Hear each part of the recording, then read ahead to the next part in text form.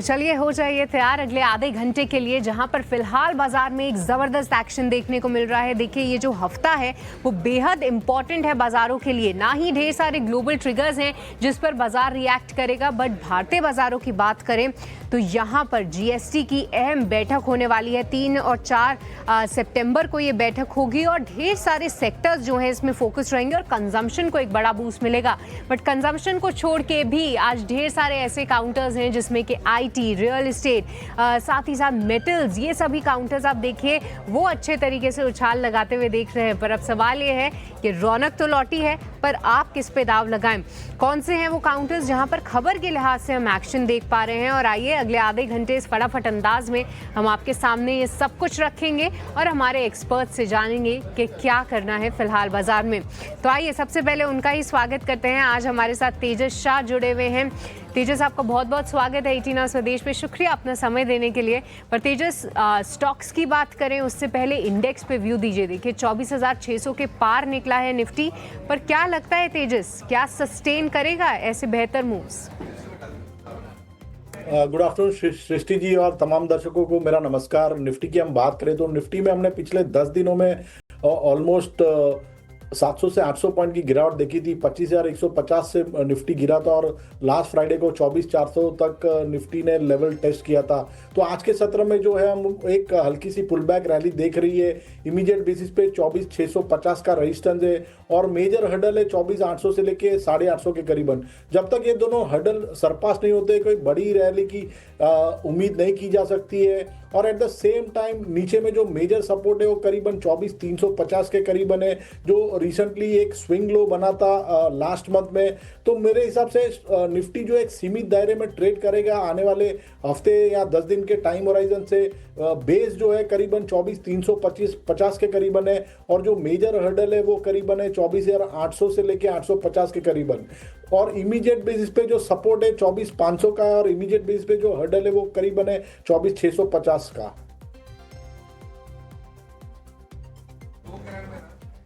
Alright, तो ये नज़रिया फिलहाल आता हुआ आपके लिए निफ्टी पे तो कहीं ना कहीं सस्टेन तो कर रहा है। देखते हैं कि आगे के लिए क्या कुछ मूव्स होते हैं। पर इस बीच देखिए ढेर सारे ऑटो बिक्री के आंकड़े आ रहे हैं और लगातार हम ये नंबर्स जो हैं आपके सामने रख रहे हैं आपकी स्क्रीन पे। एमएनएम के भी नंबर्स हैं। सबसे पहले एक बार उन नंबर्स को ध्यान में रख लेते हैं कि किस तरीके के नंबर्स आए हैं। एमएनएम में सबसे इंपॉर्टेंट होता है इनके ऑटो बिक्री और ट्रैक्टर बिक्री, ये दोनों के ही नंबर्स अलग अलग सेगमेंट में जानना। और इस बार उम्मीदें अच्छी ही लगाई जा रही थी कि किस तरीके से नंबर्स आते हैं। देखिए पैसेंजर व्हीकल की बात करें तो यहाँ पर बिक्री जो है घटती हुई दिखी है 39,000 यूनिट्स पे। बट ये आई गेस सिर्फ और सिर्फ एसयूवी का नंबर होगा। पूरे नंबर्स की अगर हम बात करें तो यहाँ पर एमएनएम के ऑटोमोटिव डिवीजन से जो नंबर्स सामने आए हैं उसमें ये बताया ज़रूर जा रहा है कि इनकी जो कुल बिक्री है ऑटो की वो 75,901 यूनिट्स है, जो कि उम्मीद के मुताबिक ही आती हुई दिखी है। एमएनएम से हम ऐसे ही नंबर्स की उम्मीद कर रहे थे, हालांकि थोड़ी सी निराशा हाथ लगी है पर ज़्यादा नहीं। साथ ही साथ कमेंट्री जो है अभी भी पॉजिटिव है। आपको ट्रैक्टर बिक्री के अगर हम आंकड़े बताएं तो यहाँ पर 26,201 यूनिट्स कंपनी ने बेची है। एक्सपोर्ट्स को मिला दे तो 28,000 यूनिट्स के आसपास आता है और ये जो है हमारी उम्मीदों से बेहतर है। हम 24,000 का आंकड़ा मान रहे थे, 28,000 कंपनी ने घोषित किया है। तो मिले जुले नंबर्स बोलेंगे एमएनएम की तरफ से। ऑटो साइड जो नंबर्स हैं वो थोड़े से निराशाजनक है, पर ट्रैक्टर के नंबर्स जो हैं वो बेहद इम्प्रेसिव और एमएनएम के स्टॉक में भी आज फिर से रौनक लौटती हुई दिखी है। तो ढेर सारे ऑटो काउंटर्स हैं जिन पे चर्चा करनी है। तो चलिए तेजस, इसी से शुरुआत करते हैं। ऑटो बिक्री के जो आंकड़े आए हैं सबसे पहले उनकी ही बात करते हैं, जहां पर टीवीएस मोटर्स, बजाज ऑटो और अब एमएनएम, ये 3 स्ट्रॉन्ग कैंडिडेट्स उभरते हुए दिखे हैं। तेजस, इन तीनों में से ही सबसे बेहतर स्टॉक जो है वो आपको कौन सा लग रहा है? देखिए ऑटो एज अ सेक्टर हमें काफ़ी अच्छा लग रहा है और हमें लग रहा है कि आने वाले दिनों में फेस्टिव सीजन भी रहेगा तो auto as a sector will do well. जो टॉप पिक्स ऑटो सेक्टर में है वो है हीरो मोटोकॉर्प है, मारुति है, टीवीएस मोटर का भी काउंटर अच्छा लग रहा है और टाटा मोटर्स भी एक अच्छा खासा स्टॉक है जो अभी स्ट्रेंथ दिखा रहा है। अगर महिंद्रा एंड महिंद्रा की बात करें तो स्टॉक ने एग्जैक्टली 50 दिन की मूविंग एवरेज का सपोर्ट लेकर रिवर्सल लिखाया है। 3200 का एक अच्छा खासा बेस है स्टॉक के लिए। जब तक होल्ड कर रहा है ये स्टॉक आने वाले दिनों में 3400 से लेके 3430 तक जा सकता है। तो बाय एंड डिप्स की रणनीति रख सकते हैं महिंद्रा एंड महिंद्रा में with a stop loss below 3200। All right, तो महिंद्रा एंड महिंद्रा यहाँ पर जो है ध्यान दीजिए कि इस तरीके से ये स्टॉक में एक अच्छा मूव भी आया है और बाय ऑन डिप्स की रणनीति आप फिलहाल अपना सकते हैं। पर चलिए अब आगे बढ़ते हैं और दूसरा काउंटर देखिए ऑटो क्षेत्र से ही है, बट यहाँ पर खबर काफ़ी इंटरेस्टिंग है।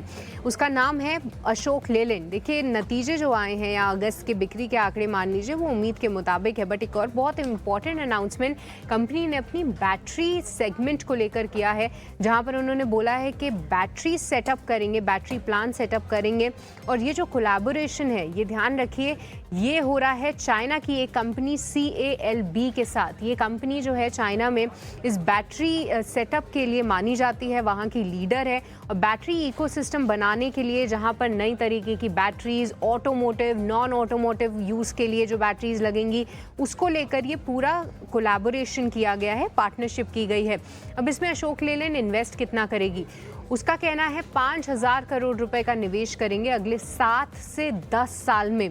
तो ये एक बड़ा इन्वेस्टमेंट भी जो है हम देख रहे हैं अशोक लेलैंड का कमिटमेंट और स्टॉक में एक डिसेंट एक्शन। पर तेजस क्या यहाँ से चलने के लिए तैयार है? क्योंकि आप देखिए 2 व्हीलर्स ले लीजिए, पैसेंजर व्हीकल ले लीजिए, इनमें बहुत एक्साइटमेंट दिखा है। पर कहीं ना कहीं उम्मीद ये भी लगाई जा रही है कि कमर्शियल व्हीकल के लिए भी GST में कुछ अनाउंसमेंट्स होंगे। बट चार्ट्स आपको क्या बता रहे हैं अशोक लेलैंड के? देखिए अशोक लेलैंड की बात करें तो इसका जो चार्ट स्ट्रक्चर है वो भी काफ़ी रॉक सॉलिड है। स्टॉक ने एक नया ऑल टाइम हाई बनाया था ऑन 20 अगस्त को और उसके बाद हम एक हल्की सी मुनाफा वसूली देख रहे हैं स्टॉक में। 125 से लेके 126 के करीबन काफ़ी स्ट्रॉन्ग सपोर्ट है। तो कोई डिप आता है तो डेफिनेटली इसमें खरीदारी की जा सकती है 122 का स्टॉप लॉस लगा के। मुझे लग रहा है ये स्टॉक आने वाले दिनों में जो रिसेंट स्विंग हाई बना था 134 का वो रीटेस्ट कर सकता है। तो बाय एंड डिप्स की रणनीति रख सकते हैं अशोक लेलैंड में।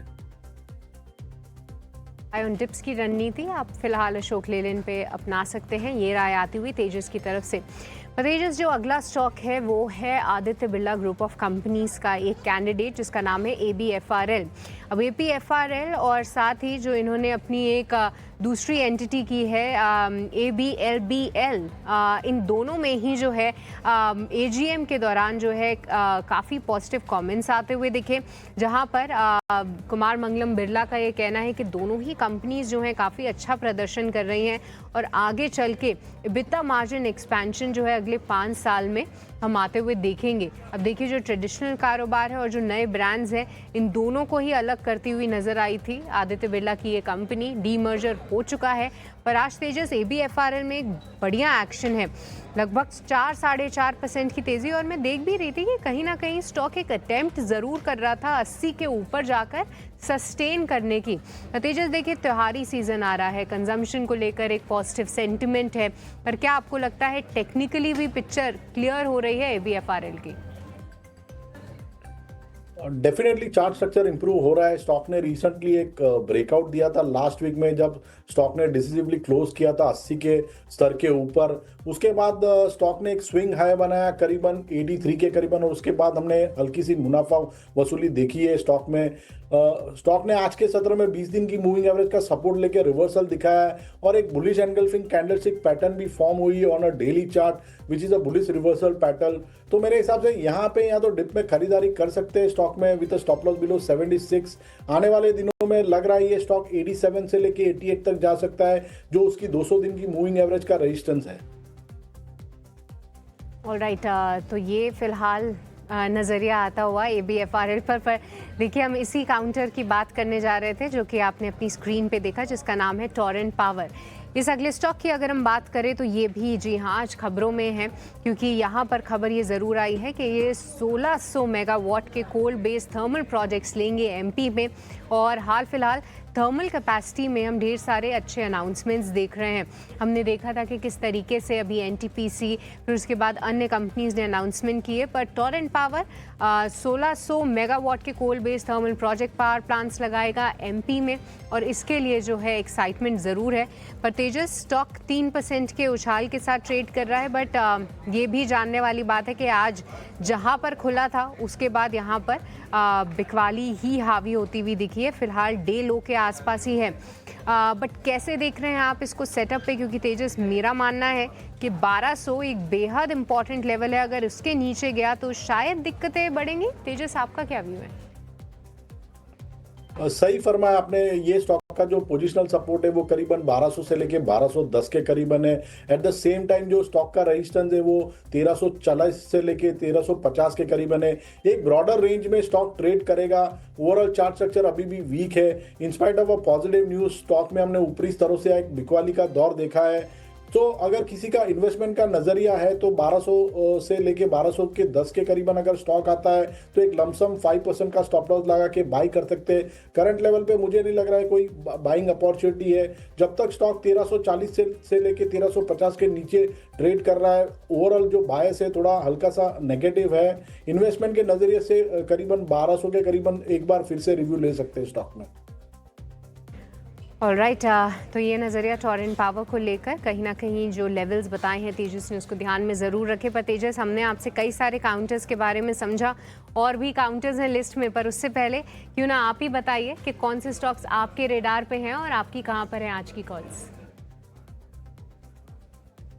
तो जैसे सृष्टि जी, मैंने अपनी ओपनिंग रिमार्क में बताया आपको कि ऑटो एज अ सेक्टर हमें काफ़ी अच्छा लग रहा है। तो और टाटा मोटर्स मेरी आज की पहली पिक है। स्टॉक ने एक अच्छा खासा बेस बना दिया है 630 से लेके 640 के करीबन, और रिसेंटली स्टॉक ने जो एक है स्विंग हाई बनाया था 703 के करीबन, और उसके बाद हमने एक हल्की सी मुनाफा वसूली देखी थी। आज के सत्र में स्टॉक ने एक अच्छा खासा रिवर्सल फॉर्म किया है ऑन अ डेली चार्ट। 20 दिन और 50 दिन की मूविंग एवरेज के ऊपर सस्टेन कर रहा है स्टॉक। सो चार्ट स्ट्रक्चर काफ़ी पॉजिटिव है। तो करंट भाव में डिप में खरीदारी कर सकते हैं टाटा मोटर्स में विद स्टॉप लॉस बिलो 664।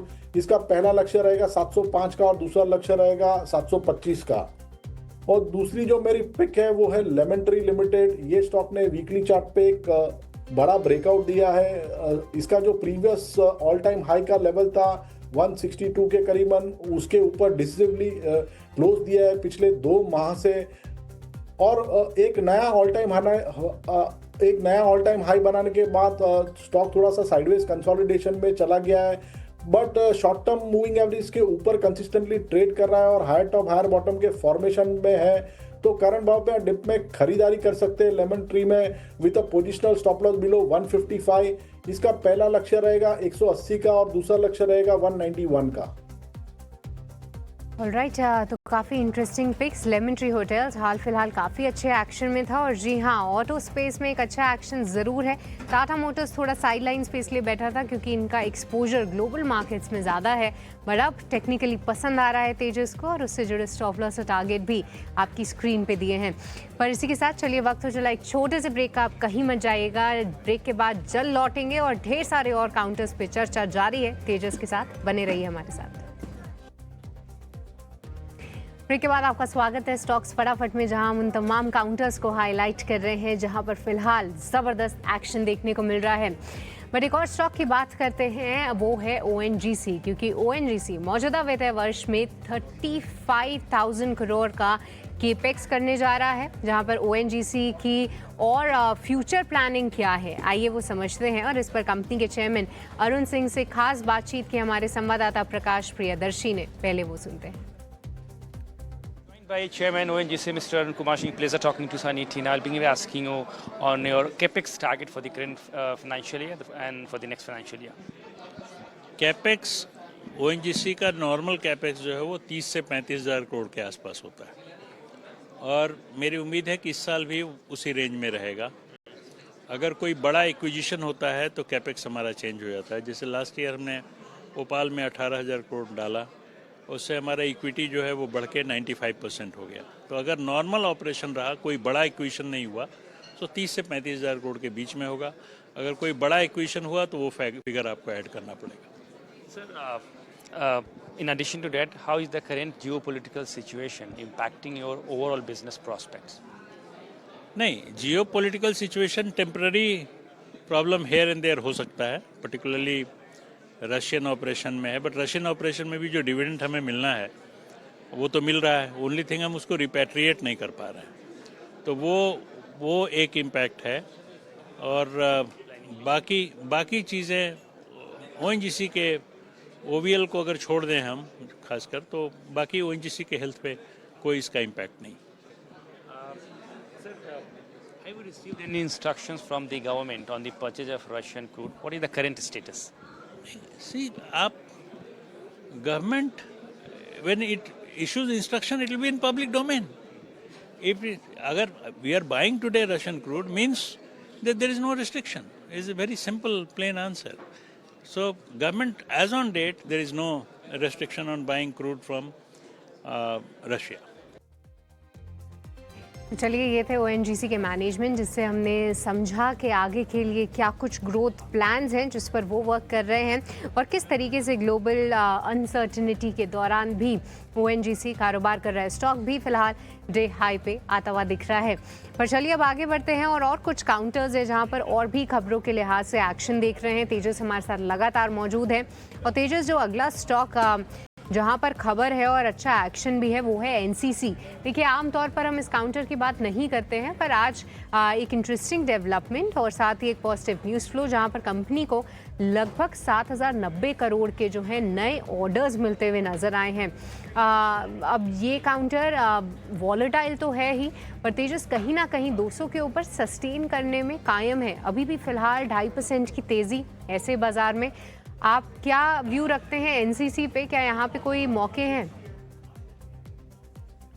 देखिए, एनसीसी की बात करें तो ये स्टॉक का जो चार्ट स्ट्रक्चर है वीक है, लोअर टॉप लोअर बॉटम के फॉर्मेशन है और शॉर्ट टर्म और लॉन्ग टर्म मूविंग एवरेज के नीचे ट्रेड कर रहा है। डेली चार्ट पे 3 ब्लैक क्रॉस की पैटर्न फॉर्म हुई है जो एक बेरिश पैटर्न है। आज के सत्र में जो हम रैली देख रहे हैं, just a pull back rally, 218 से लेके 220 के करीबन एक अहम रेजिस्टेंस जोन है। जब तक सरपास नहीं करता है तब तक जो चार्ट स्ट्रक्चर है अभी भी वीक है। मेजर सपोर्ट है वो करीबन 200 के करीबन है। ऑलराइट, तो एनसीसी, ये कुछ लेवल्स हैं जो कि आपको ध्यान में रखने हैं। स्टॉक में एक अच्छी तेज़ी और आज कहीं ना कहीं स्टॉक अपने आप को होल्ड करने में सक्सेसफुल है। तो चलिए आगे बढ़ते हैं और एक और काउंटर जो कि मेटल पैक से चमकता हुआ दिख रहा है, उसका नाम है हिंदुस्तान जिंक। देखिए, खबर ये है कि कंपनी जो है सिल्वर में जो ट्रेड करती है, इनके पास सिल्वर की माइंस हैं और लीडर हैं वो इंडियन मार्केट्स में और ग्लोबली भी टॉप 10 कंपनीज में आती हैं। पर सिल्वर क्या प्राइजेस देखिए, 14 साल के हाई पे फिलहाल चांदी निकलती हुई दिख रही है और साथ ही जो $40 पर आउंस का मार्क था वो कहीं ना कहीं इंटरनेशनल मार्केट्स में ब्रीच होता हुआ दिख रहा है। और आमतौर से बात है, अगर आप जिस कमोडिटी में डील करते हैं उसके ही प्राइजेस बढ़ जाएं तो लाजमी सी बात है कि आप जब मार्केट में जाएंगे तो उसको भी आप ज़्यादा प्राइसेस पे बेचेंगे और उससे कंपनी को फ़ायदा भी होगा। हिंदुस्तान जिंक, तेजस, कैसे देख रहे हैं आप इसको चार्ट्स पे? हाल फिलहाल काफ़ी बीटन डाउन नेम था, मैं देख भी रही थी स्टॉक में थोड़ा प्रेशर ज़रूर है, बट क्या आज की तेज़ी पे भरोसा करें? मेरे हिसाब से थोड़ा सा वेट करना चाहिए। स्टॉक ने एक अच्छे खासे कंसोलिडेशन के बाद आज एक मिनी ब्रेकआउट दिया था, बट हायर लेवल पे स्टॉक सस्टेन नहीं कर पा रहा है। इमीडिएट बेसिस पे 437 का हर्डल है, उसके अगर ऊपर क्लोज देता है तो फिर मुझे लग रहा है बाइंग मोमेंटम कंटिन्यू होगा। अदरवाइज मुझे लग रहा है कि ये स्टॉक में जो रैली आई है वो फिजल आउट हो सकती है। ऑलराइट, तो हिंदुस्तान जिंक अच्छी तेज़ी ज़रूर है, पर थोड़ा सा जो है वेट कर लेना चाहिए, ये राय आती हुई तेजस की तरफ से। पर इसी के साथ तेजस, आपका हम बहुत बहुत शुक्रिया करना चाहेंगे कि आज आपने समय निकाला और तमाम स्टॉक्स और सेक्टर्स पर हमसे चर्चा भी की। बहुत बहुत शुक्रिया आपका। पर अभी जो है आपको ये बताना बाकी है कि ऑप्शन में आपकी कमाई की रणनीति क्या होनी चाहिए। चलिए रुक करते हैं हमारे अगले सेगमेंट मुनाफे के ऑप्शन का।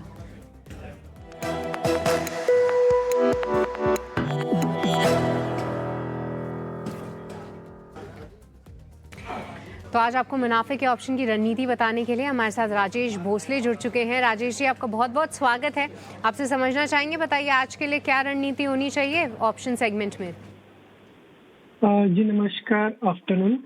आज के सत्र में हम देख रहे हैं कि एक्साइड इंडस्ट्रीज में काफी एक अच्छा रेंज ब्रेकआउट देखने को मिल रहा है। वॉल्यूम्स को अगर देखें तो काफी स्ट्रॉन्ग वॉल्यूम्स के साथ ये ब्रेकआउट है। अलॉन्ग विद दैट फ्यूचर में काफी अच्छे लॉन्ग फॉर्मेशन दिखाई दे रहे हैं। तो एक्साइड इंडस्ट्रीज का 410 का कॉल बाय करना है। ये अराउंड 11:30 के पास ट्रेड कर रहा है। 8.5 पे प्लस से बाय करना है फॉर द टारगेट ऑफ 17.5।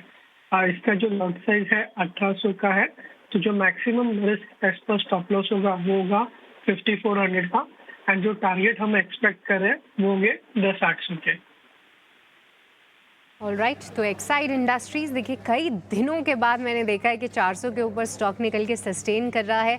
यहाँ पर एक्साइटमेंट है और आप ऑप्शन के जरिए इसमें ट्रेड ले सकते हैं। पर राजेश जी, आपको बहुत बहुत शुक्रिया, आज आपने समय निकाला और तमाम काउंटर्स पर हमसे चर्चा भी की। पर आपको ये भी बता दें कि ऑप्शन सेगमेंट में 10 में से 9 लोगों को नुकसान ही होता है और ऑन एन एवरेज ये नुकसान 1 लाख रुपए का होता है। तो इसको ध्यान में रखकर ही आप ट्रेड लें अगर आप इसमें एक ट्रेड ले रहे हैं तो। पर चलिए, इसी के साथ इस शो को यहीं पे समाप्त करने का वक्त हो चला है। मुझे दीजिए इजाज़त, पर आप कहीं मत जाएगा क्योंकि ब्रेक के उस पार मार्केट से जुड़ा पूरा एक्शन ऐसे ही बरकरार रहेगा ET Now स्वदेश पर। नमस्कार।